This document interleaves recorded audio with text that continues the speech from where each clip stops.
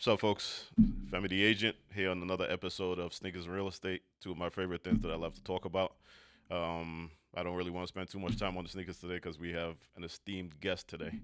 But we're going to talk about today the Jordan 5 Clot. So, this is a really, really dope collab. This dropped 3 months ago. Um, Really, really dope collab, like I said. You have the glow in the dark bottom on these. You have the satin on the uppers. You have the jade beads on these. These actually come with two sets of laces. You have the red laces. They also come with black laces. Me personally, you have the black laces here. Me personally, I like them with the red laces. But this is a really really dope collab. As you guys know, most of the collabs that Jordan Brand does, they normally sell out pretty quickly. These sold out right away, but for anybody that's actually looking for these, you can actually still grab these online and under retail. So you might want to jump on that and do that really quickly. You have the Clot logo on the back of these, and on the side, this actually means 23 for whoever can read what they say on the side. But these for me remind me so much of my the Jordan fives, my Chinese New Year's, which I actually have one today. So definitely, if you love the material on this, the material on this is actually very similar. The satin smooth uppers. So I definitely would recommend that you try to grab a pair of these. And as far as real estate is concerned, the market has been a little bit crazy the last couple of days. The interest rates actually just went up. I think right now they're like a little over 6%.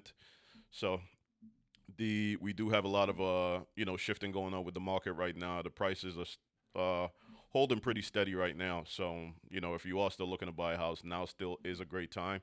As far as the rates are concerned, if you're looking to try to get your rate lower, you do have the option to buy down your rate, which would be called, like I said, interest rate buy down. You can pay a point, which would be 1% of the purchase price, actually the loan price for the property, and you can buy the rate down, a quarter point, a half a point, even a whole point. But it's definitely going to cost you. 6%, like I said, is still a pretty good rate. I mean, anybody that knows me and follows me knows that when I bought my first house, the rates were around 6%. And due to the fact that I didn't fit the mold of a typical buyer, I ended up getting 8.75. So, I held on to that rate for about 6 months, and then I refinanced to 5.75. So you definitely still have a lot of options available for you right now, as far as buying something, and as far as the interest rates are concerned. Like I said, right now the market isn't as crazy as it was about 5 or 6 months ago, where everything was going above asking price. I had situations where I put in offers for some of my buyers, 75,000 above asking, and didn't get the property.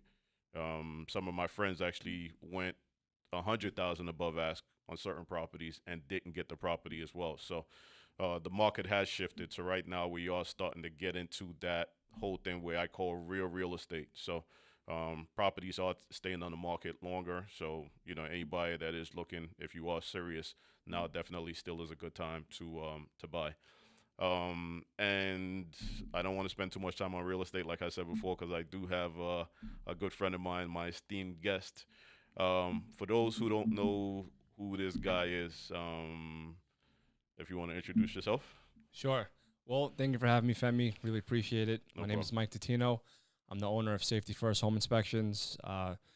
Been licensed for just under 3 years now, and up to date, we've done close to 700 inspections already. Wow, And it's just you get what you put in. that's true. If you um, in real estate, newsflash, whether you're a licensed real estate agent, mortgage broker, home inspector, the phone's not going to ring if you just kick back and It's relax. true. So you definitely have to go out there, network, show up, and I'm just happy to be here. Yeah, great. I appreciate you coming on. And it's funny, like you were saying, when we actually met, you were actually a contractor. You weren't Yes, even a home inspector. I wasn't even You a were a home inspector. contractor. Right. That's correct. Yeah. So I have a little over 10 years of experience in the construction industry. Okay. I was a contractor. Prior to that, I was a union carpenter in Manhattan for 6 years. Wow. And people don't know this, but for about a year and change, I actually had my real estate license too. You did. I did. Yeah, for like a I didn't even year, know that. year, You year and a learn something half. new every day, folks. Yes. And I actually sold a couple houses. Oh, you did. I did, yeah. So Nice. technically, I'm a $1 million producer, but Once you do more than 2 or 3 transactions, you definitely we can Mil- put that under your in the under bio. yeah, Yeah. in your bio as $1 million producer. I didn't even know that. Yeah. But Wow. I felt like that was the time when I just started. That's when I jumped into entrepreneurship. So I became an entrepreneur around 25, I'd say. Okay. And those years were like my trial and error years, Right. Trying to One- figure it out. exactly, figuring out what works, what doesn't work, what industry you feel like fits you Right. the best, and I felt like since I knew construction, I knew real estate, I feel like I'm good with people, networking.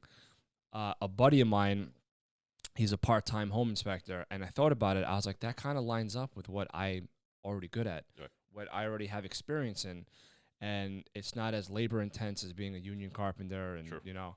And I was like, you know what? Let me give this a shot. And once I decided that I'm going to pursue getting licensed, I knew like I'm not turning back, and that was it. So Wow.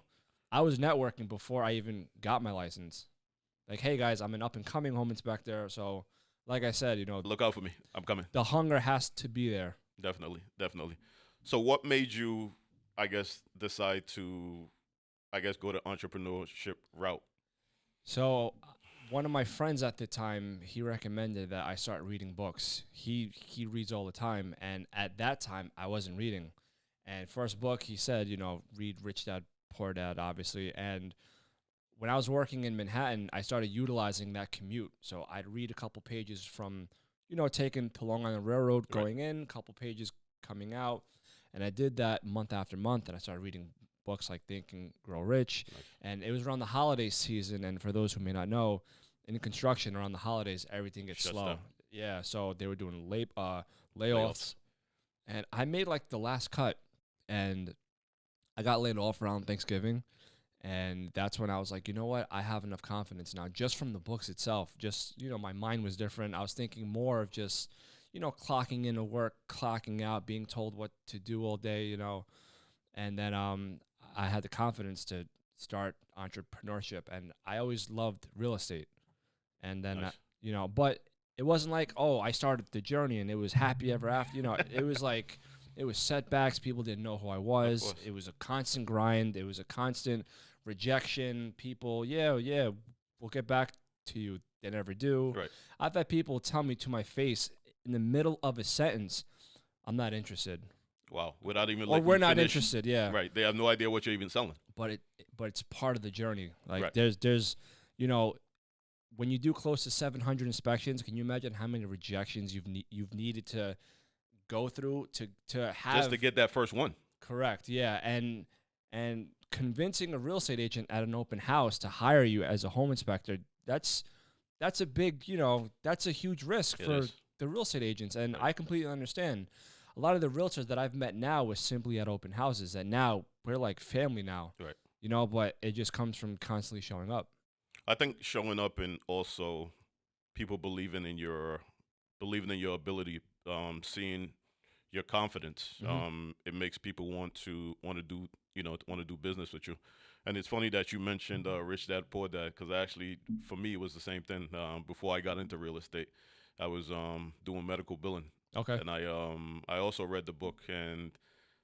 We were on vacation. I read it, came back, and actually quit my job. Funny enough, Wow. I quit my job. I ended up going to another medical billing place, but I was getting to that point where I felt like, doing a 9 to 5 thing for me Yeah, of course. just didn't work. So I think Robert Kiyosaki, there's something that you have in that book that makes people want. Yeah. It definitely starts to shift your mindset, and I Mhm. think just the way that you think. So it is definitely a great book to read. What would I guess a typical day for Mike Totino? What is it? What does that entail? So my For those first that I know. my first alarm clock goes off at 3:40 a.m. and then I snooze for 10 minutes. So at 3:50, that's when my day starts. Like 3:50, I'm out of bed. Uh, Wow. and the reason I do that, well, let me backtrack first. when you're a union carpenter working in Manhattan, you have to get up at that time anyway. Right. You're 'Cause normally at work at what, like 6 o'clock? We start at 7, but I'd be on the job site by 6:30 ish. Oh, wow. But I'd have to take a 5 o'clock train, Right. be up by 4 o'clock. So my body's been used to waking up at 4 o'clock anyway. But the good thing about it is that lifestyle, that schedule, when you're up that early, everybody else is sleeping, so it eliminates any excuse for not having enough time. It's true. How many times do people say, I don't have time to either exercise or read or do this, or whether people are into prayer, meditation, whatever it is to get your body and spirit aligned? If you wake up that early, there's no excuse. So my second alarm clock goes off at 3:50. I read for about half an hour. So then by 4:20 is when I have my breakfast. Okay. And then I eat, probably 10, 15 minutes. I let it digest. And then probably by 5 o'clock, I'm stepping foot into the gym. Oh. And then I'm there for about an hour and a half. Then I go into the sauna afterwards. So by the time I'm home, showered, and I have my second breakfast, it's already 7:30. It's definitely before 8 o'clock. So, Before most people even wake up. Exactly. But by that time, it's like I've already focused on myself and, improved my own well-being, and I can't service anybody else unless I'm prioritizing my own well-being first. Well, that's always, I think, very important, because what a lot of people don't realize is, for all of us, for a lot of us that is, that's pretty self-motivated. If we don't do the things that we need to do, like you said, to get your mind right, when people reach out to you, you have to, it's almost like the the stages and the lights are always on us. Yeah. So whenever they need us for something, it's like we have to be ready to give them that energy and that information that they need. Of course, So we definitely have to, like you said, have the mind, definitely aligned, and the body. Yeah, and I've, starting out, and I feel like people who are starting out a business, if they want to be successful, you have to sacrifice, you have to compromise. Like, that's for me. I was taking calls all day and night. I'm working day and night, but that's what it takes to get your foot into the door. But then you get to a certain point where I feel like once you build your business, your brand, your network to a point, you start implementing systems, whether you have a receptionist, have automated emails, whatever the case is. But then that's where you can start to slowly set boundaries. Like, all right, at this point in time, I'm not going to take calls at a certain time. Right, but you have to get there first, because I'm all about setting boundaries too. I don't want to, sit here and preach, work 24/7 and burn out and not pay attention to relationships, whether it's friends and family. Like, that's not healthy either. Right. What a lot of people don't understand too is, we want to work hard. We want to get things done, but working 24/7, for us, the way that we came up, we always felt like that was the way to do things. But now there's a lot of smarter ways to do it. Nowadays, we have to work smarter instead of harder. You still have to work hard. But I feel like starting out, you have to sacrifice your time. Like, there's no way. I mean, maybe there is, but I can only speak on my experience. Me, I haven't figured it out either. Me neither. But when I tell you, man, just every downtime I had was showing up to an office, an open house, networking events, following up with people, like everything in my power to make sure I'm making connections on a daily basis. But it gets to a point, in my case, I did that so much, I actually underestimated how much connections I was making, because now the workload started coming in like in the dozens, and it's just like, then I started getting overloaded, But these are things I wasn't anticipating. Like, I didn't realize that the word was spreading that fast, but now my next challenge is, I have to let my network know I can no longer be every single place, every inspection, Right. So, I mean, I know that you started, like you said, talking about implementing systems. Correct. And, you now have another home inspector that works with you? Correct, yeah. So a few months ago, I added my first home inspector. Nice. Congrats. Currently working. Thank you. I'm currently working on training my second one. Nice. And we have a receptionist now. Nice. And he's actually out in the field right now as we speak. Nice. And like I said, I can't cancel being on your show to do a home inspection. I need the manpower for supply and demand to be able to handle all those different Correct, things. because and we definitely appreciate you, having you here. Thank you. And the last thing, I want to do is be in a position where I have to tell someone like yourself, I can't make it, or or turning down inspections. Right. That's just, as a business owner, you don't want to turn anything down. Right. I mean, you've always been pretty well versed, I think, when it came to that. Because a lot of people, once they establish the relationships with you, and you're not available, as much as upset as we get, we know that whoever else that you're going to recommend to us, we're just, your word is golden. So we're Yeah, going to yeah. go based on whatever you're telling us. Right, and I made it known, to my network that prefers me, moving forward. And once again, this is something I didn't realize when I started out, but Right. but now I'm telling my network, my referral partners, when it's time for you guys to book a home inspection and you're referring me out, refer the company, because people are calling me saying, "Oh, you, Mike, you were recommended," Right. and I'm like, "But I'm booked right I'm now. booked.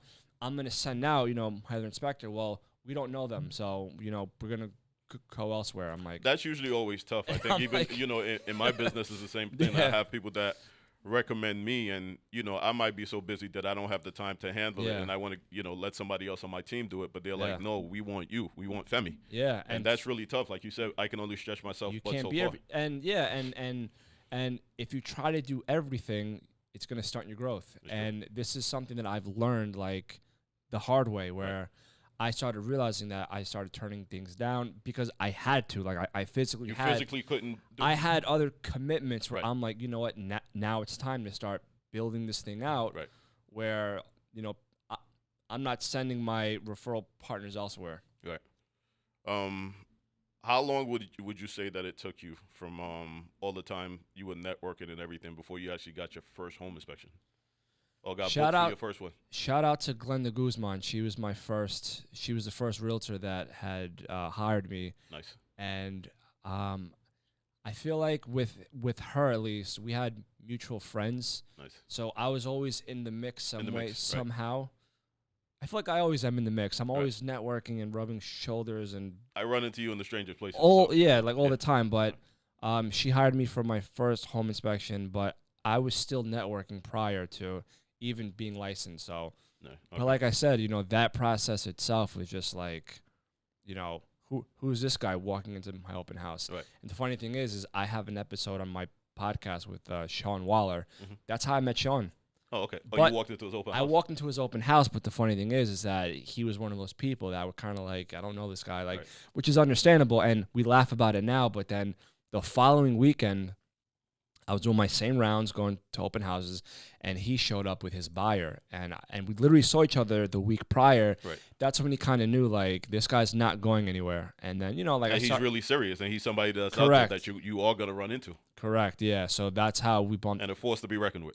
Yeah, so then we ran into each other again, and then ironically, when I hit my 100th home inspection that year of the COVID lockdown, that's when I hosted my first dinner. You were there too. Yeah, I was there. Yeah, so then I had reached my milestone, and Sean was my 100th home inspection. Nice. Ironically, yeah. Ironically, that's crazy. Ironically, yeah. So then Sean obviously was there too, and then I had some of the top people in the industry at that dinner table. But what ended up happening is now me being a new home inspector, I'm at the table with the top, like the heavy hitters of Right. like.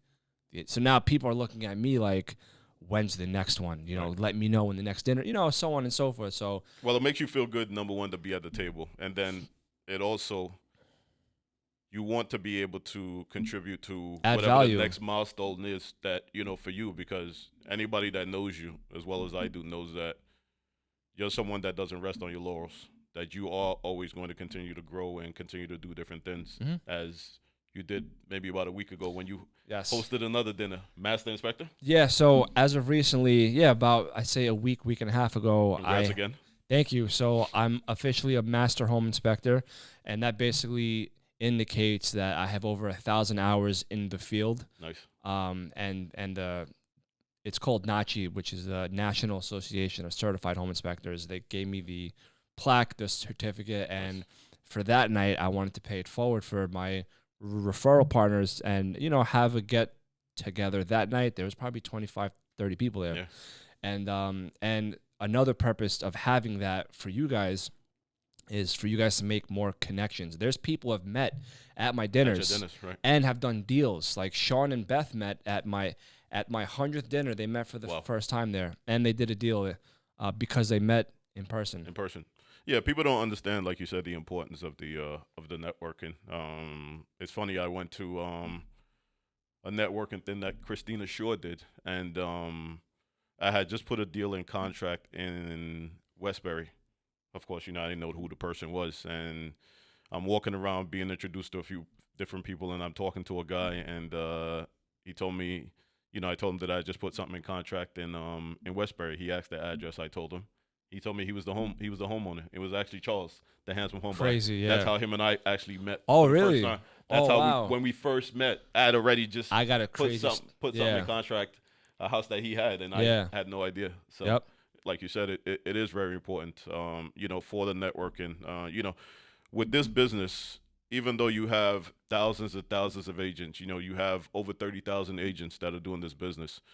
The rule of thumb is 10% of the agents do 90% of the business. Yeah. So you're always going to see a lot of them out and about, Mhm. doing their business at networking events and doing different things. So, as big as the industry is, it is actually really, really small. Correct. Yeah. So what would you say to anybody that's I guess looking to get started in the entrepreneurship space and is working a 9 to 5? I actually just had this conversation. I was on Earn Your Leisure recently. Nice. Congrats on that. I saw that. Thank you. And Huge. That's huge, folks. thank you. So So you never forget your first. shout out to MG. I have to shout out MG, the mortgage guy. MG, that's my guy. That's my guy too. He actually set that up for me. And Nice. one thing MG has taught me, just so I can go on a side note, I knew MG before he was as big as he was now. And Me too. yeah, and what I've learned from him is that no matter how far you've gotten, like don't forget the people that were there when you started. So because I had a relationship with him prior, he basically reached back and he sees the work I put in every single day. Sure. And we have a relationship. So he had reached out and then he recommended that I go on there for Earn Your Leisure. So to answer your question, so how does someone get started, you said? Or Yeah, get started Yeah. in the entrepreneurship space. If you're working 9 to 5 or you're working 2 jobs and you're looking Yeah. to sort of get out of this rat race or this rut. I can give probably 2 to 3 quick tips. Number one, educate yourself in whatever industry that you're in. That you're in, right? You have to educate yourself. You can't just don't wing it, because then people will see that That's true. and then your reputation will go down the drain overnight. And I say that with up and coming home inspectors. If you mess up or you're not knowledgeable, you're never good. I don't want to say never, but chances are your reputation is going to go downhill. Number two, now, depending on if someone's just straight up quitting their job and going full swing, if that's the case, if that's the route you're going to take, have reserves. Have At least expense. 6 months of reserves, Yes, folks. have At 6 least. months of business expenses, because what's going to end up happening, you have to go out there and create relationships. Do not think sales. And that's a mistake that I made. When I'm A lot of people make that mistake, when not I'm just you. yeah, like when I was 25, when I started to branch out in entrepreneurship, my first thought was revenue, sales. How am I going to make this money real quick to Right. to float? But then I Pay your bills realized, and do all those different but things. people will see through that, and that's something that obviously I wish I didn't do. But but looking back now at the relationships that I've built, it takes a lot of time. Yeah, people definitely, like you said, not to cut you off. They sense desperation. It's the same thing in 100%. my line of work. When you're working out of desperation or you're actually genuinely trying to help somebody, Mhm. you can see the difference and you can see how aggressive that they're trying Yeah. to push, just trying to make that deal. 100%. And then you're only going to show up when it's time again for the next deal. That's true. And then people will see, okay, this person is withdrawing. Right. Last but not least, the third one, add value. So if you guys look at my Instagram page or social media platform, I've posted over 500 videos of, tips on how to, determine issues within a property. But there's not one video that says hire me. There's not one video that says, here's my number, call me up. Of course, if you guys want to hire me, of course you can. But You can, right. but I utilize that platform to educate my audience. So they take the information. Technically, they can do whatever they want with They it. want with it. But naturally, they're viewing me as someone who's adding value. And then when the opportunity comes where they need my services, They'll I'm remember the and they'll reach back to you. I'm the first person that Right. they think of. So I mean, they also see you dancing. For those who don't a little bit, follow yeah. Mike Totino on Yes. social media, he does do a little. He does the Dougie. He does a few different dances Yeah. on his page. So You gotta switch it up a little bit. he tries to switch it up a Yeah. little bit, and he's probably not probably. For me, he's definitely the most physically fit home inspector that I know. I mean, It's- in between him waiting on the heat gun to to go off, he's doing 50 sets of push-ups and that's dips. It goes So, back to you got to take care of yourself first. Right. I can't run a successful business if my mind is not aligned with With just your my body and Right. my goals, and I like to project that energy out there. I want to attract like-minded people. Right. And for me, I guess we'll use social media like as an example, but I try to utilize that also to build my own community with people who have the same interests, same whether interests, it's right. reading, training, being outdoors, hiking, whatever it is that people are into. Like, Right. even when I show up to networking events, I kind of leave my logo at At the door. the door, Okay. and my goal is to make friends with people. And once they like you, that's when the business follows. That's true. I don't pitch people why they need to hire me screaming over music at a bar at a networking It's event. never gonna work anyway. It's not going to work. Right. But when they see you come in, I mean, the last event that we were at, I think you came in with a white polo and a The bucket suit. hat. Wait, oh no, that was the brewery. That was the brewery, The right? brewery. When you came in with the bucket hat, you looked like Eric Sermon from EPMD. So I thought it was LL, but you definitely look like LL. I'm sorry. I'll You take definitely- that. No. Definitely. So he adds some style, some flair. He's a lot different than a lot of these home inspectors that we deal with. Well, I embrace the home inspection community. I want I to know add you. value to Yes. other home inspectors, and there's He's my guy, folks. So I There- can joke with him like that. We there's- have that relationship. there's enough for everybody out Everybody. there. And to be honest with you, I definitely don't want to hold this back too. But when I started out, I didn't have that mentality. Like, naturally, you want all the business, like, and then but I don't want to view any other home inspector as competition and this and that, because my company can't handle the volume in It's true. New York State. It's It's true. impossible. Well, I mean, like you said, that's what it goes back to the relationships. Yeah. You're doing, for whatever business that you're in, whatever line of business, there's enough food out here for everybody to eat. Yeah. You're doing the things that you need to do, and you can't handle something, you can refer it to somebody else that's Definitely. like-minded, that you trust, that works with that same level of integrity as you do. Of course. And that's what people don't understand. We're all very funny and very particular when it comes to those type of things. Even Yes. when we all first met you, for the first time, everybody needs to feel each other out, because you want to make sure that that same person that you're meeting actually has the same values, Yeah. the same core values as you do. And it takes a few times too. I mean, some of these people that I do business with now, I've had to bump into them 6-7 times. Right. Multiple networking events, whether, for those who don't know too, I host workshops where I educate realtors You on, definitely do.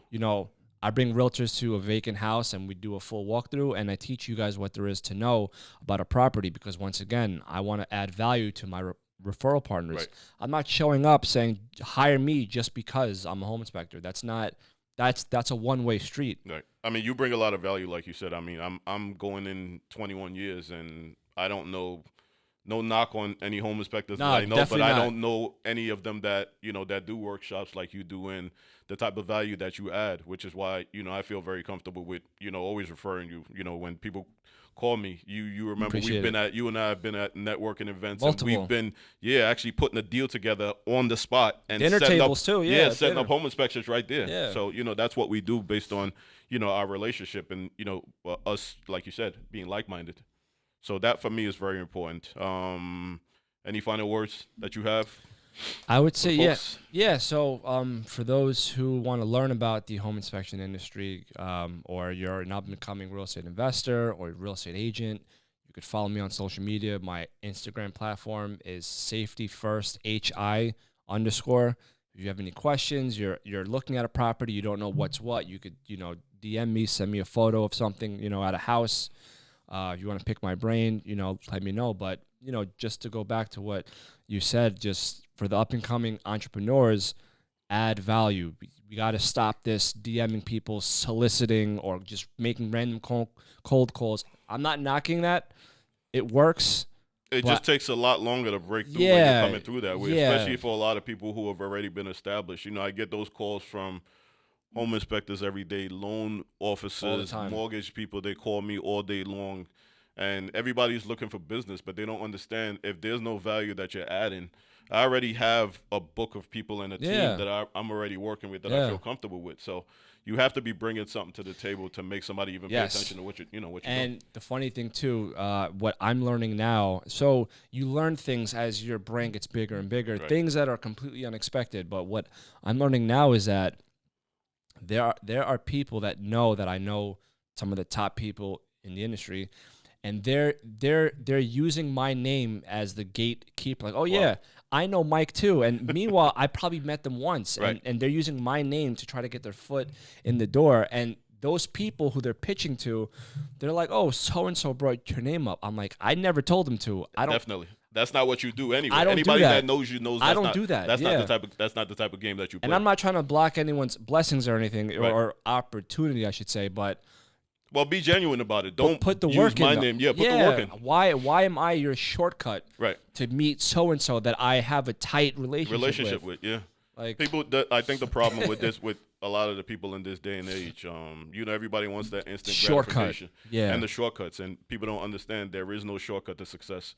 Everybody that I know, every overnight success Yeah. is at least 10 years in the making. if you want to meet those people from dropping my name, why don't you run into them 8 times first? Why don't you show up to networking events and, introduce yourself? Put the work in, like you said. Put the work in. These people who I know, I've known them for months. Right.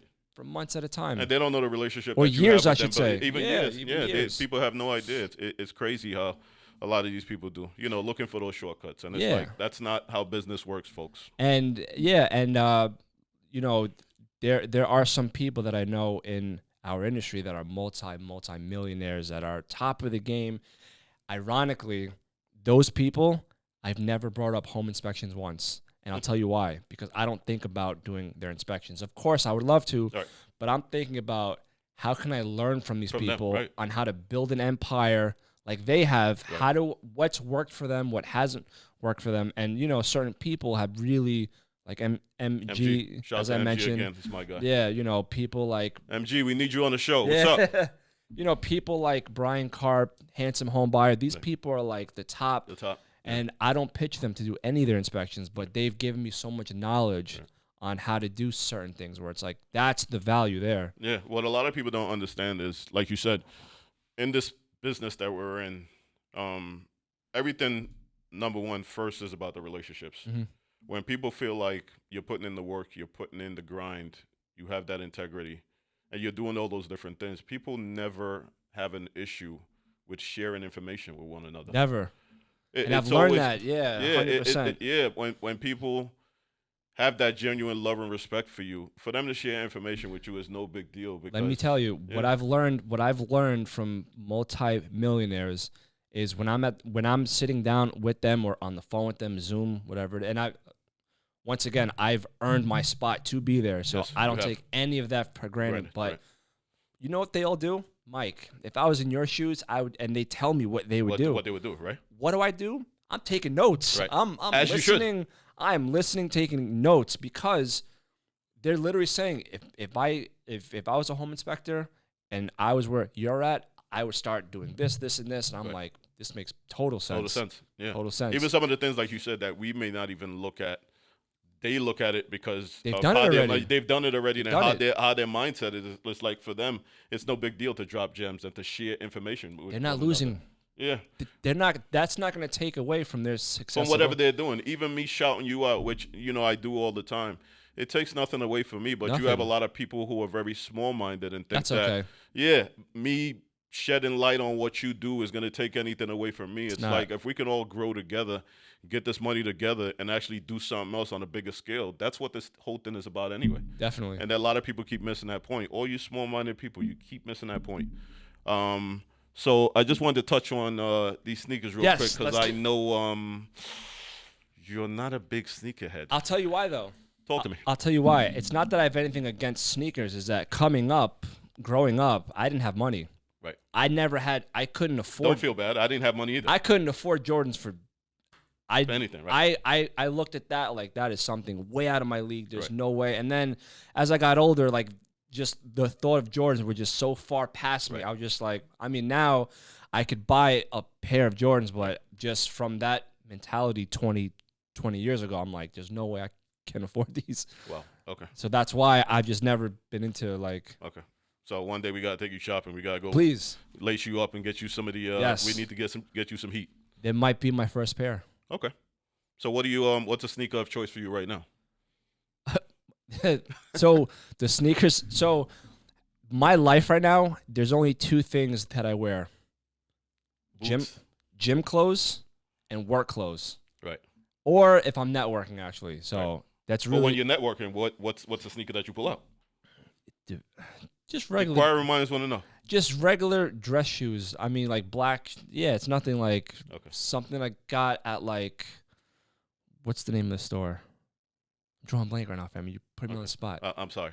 All right, you know what? We're gonna have to start you off maybe with some Stan Smiths. We're I'm gonna a simple start guy. Subtle. We're gonna start you subtle, I'm a simple guy. and then maybe we'll see where it goes. One day. Okay, one day. All right, folks. So you've heard all the gems from my guy Mike Totino. You guys are looking for a great home inspector. You definitely want to hire this guy. He definitely is very thorough. Hire the company, not the guy. I'm sorry. Let me see. I'm Let me screwing up see. too, folks. Yeah. Hire the company. Thank you. Safety first. He does have a receptionist now. If he's not available, he has somebody else that can also do it. Sellers, if you're looking to sell your home, definitely reach out to me. If you're behind on your mortgage, you're not sure what to do, reach out to me. I have people that I can put you in contact with. I've done over 100 short sales personally myself, negotiated with the bank and done all that.